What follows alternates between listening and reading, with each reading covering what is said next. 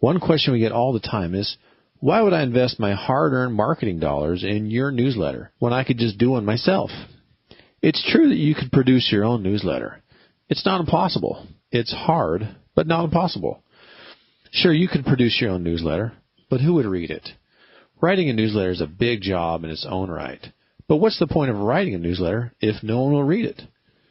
And what does it take to make a newsletter that people will actually read? First of all, it has to be fun to read. People have a multitude of ways to entertain themselves, and reading a dry, clinical newsletter will not be one of those things they choose to do.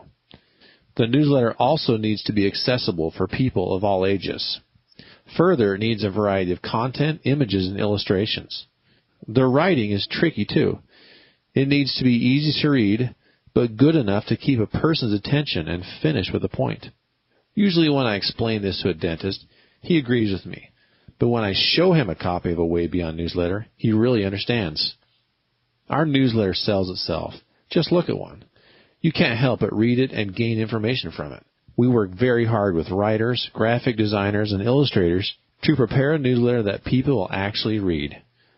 We throw out more content for one newsletter than any one dentist could produce in an entire year.